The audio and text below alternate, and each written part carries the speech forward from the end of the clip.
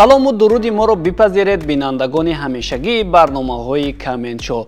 Бо ҷолибтарин хабару гузоришҳо ман Неъмат Салимзода тӯли ин чанд дақиқа бо шумо ҳастам. мисли дигар барномаҳои гузаштаи худ мавзӯъҳои рӯзмарра ва ҷолибу диданиро омода кардаем. Барои ҳамин хуб мешуд ки моро то охир тамошо намоед. Баъдан ба саҳифаҳои мо дар Инстаграму Фейсбук ва Ютуб даромада дигар барномаҳову роликҳои моро дида метавонед. Пас оғоз мекунем.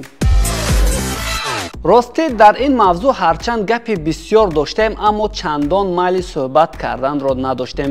Инҷо гап сари нақлиётҳои ҷамъиятӣ ва одоби дар онҳо сафар кардан меравад. Агар шумо интизор ҳастед ки мо дар бораи дар ин гармиҳо зиёд истодани ронандагон дар истгоҳу одами бисёр бор кардан ва ё суръати пасту баланди онҳо гап мезанем, не, ин мавзӯъҳоро мо барои баъд мегузорем ва имрӯз мехоҳем дар бораи рафтору кирдори баъзе мусофирон дар дохили нақлиётҳои ҷамъиятиро гуфта гузарем. нақлиёти ҷамъиятӣ ҷойест ки шумо дар он мардуми гуногунро мебинед. гоҳо дар бари шумо нафаре меистад ки мехоҳед на дар истгоҳи панҷшанбе, балки то душанбе бо ӯ сафар кунед, аз ҷумла вақте ки ягон духтари зебо аст. вале боз ҳолатҳое ҳастанд ки шуморо чунон нороҳат мекунанд ки ба худ мегӯед ки кош то шаҳри Бустон ман пиёда мерафтам. дар ин барнома ҳам мо мехоҳем каме дар бораи баъзе аз рафторҳои нодурусти мусофирон бароятон бигӯем, то агар касе аз ин гуна одамон моро мебинанд, шояд хатои худро фаҳмида ислоҳ шаванд. бале, дар нақлиёт мо одамони гуногунро мебинем, вале аз ҳама пеш нороҳаткунанда барои мусофирон ин бӯи баъди баъзе аз нафарон аст. бовар кунед, хусусан дар фасли тобистон ки ҳаво гарм асту нақлиёт гармтар. баъди дидани чунин нафарон маро аслан саволҳои аҷиб нороҳат мекунад. чаро ин гуна мардум бӯи бадро эҳсос намекунанд? чаро намехоҳанд покиза бошанд ва бӯи хуш дошта бошанд?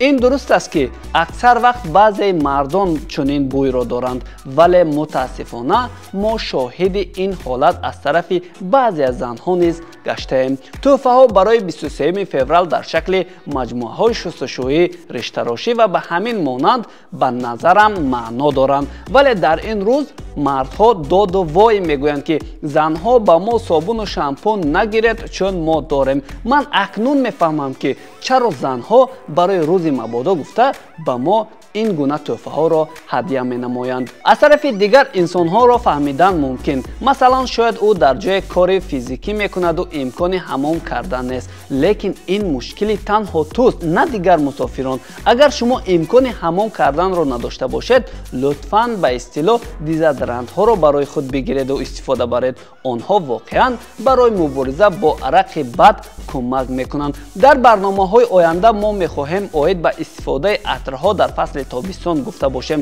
вале ҳоло биёед навореро мебинем ки корбаре ба мо фиристода ва мегӯяд ки 100% ба ҳолати воқеии вай рост меояд.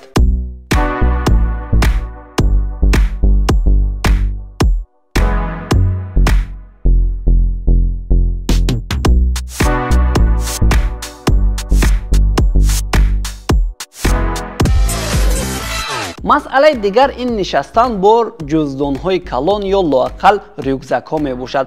ҷуздон бешубҳа бароҳат аст, зеро он дастҳои шуморо озод мекунад, аммо ҳангоми ворид шудан ба нақлиёт онро бояд аз китфон фаровард. ин этикаи оддӣ аст. ба ҷуздон ё рюкзаки худ шумо ба одамони дигар аксар вақт ба чеҳраҳои онҳое ки нишастаанд зарба мезанед.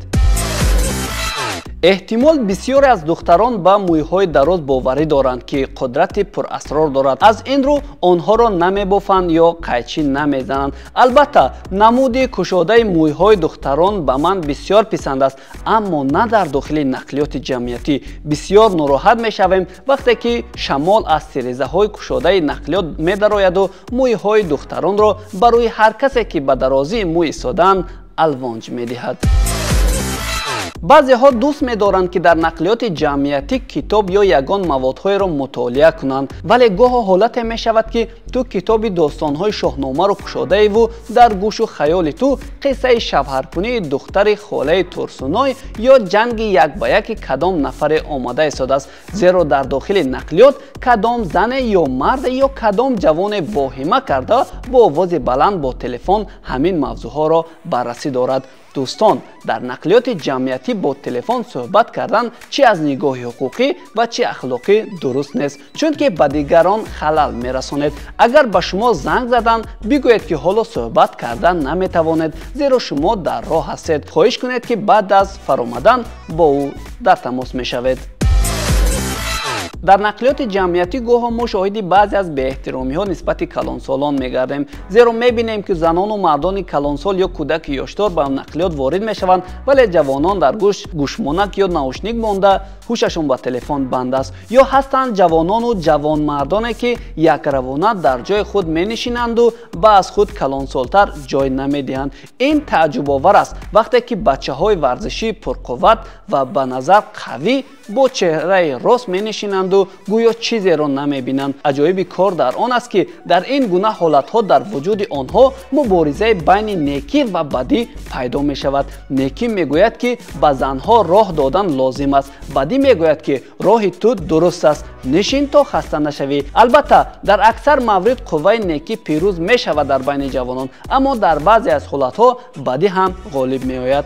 хоҳарони азиз, мо дар боло ҷавонон гуфтем ки ин хоси шумо ҳам ҳаст, зеро мо мебинем ки духтарони ёш ба нақлиёт ворид мешаванду мардҳои калон ба онҳо ҷой медиҳанд, вале вақте афроди калонсолтар мебиёянд, духтарҳо интизоранд ки боз кадом марди дигар ба онҳо ҷой диҳад ва духтарон аз ҷои худ нахезанд. ҳамин тарз дӯстон, мо ба ин мавзӯъ хотима мебахшем ва бояд бигӯем ки мақсад аз гуфтани камбудҳо танҳо ислоҳи онҳо буд, на ба он хотир ки мо мусофиронро пас занем, зеро ҳолатҳои хуб ҳам хело зиёданд ва мо дар дигар барномаҳои худ онҳоро ишора мекунем. дӯстони азиз, мо расидем ба фарҷоми барномаи худ. моро дар шабакаҳои иҷтимоӣ бо суроғай дар экран буда пайдо карда метавонед. то барномаҳои баъдӣ, хайр.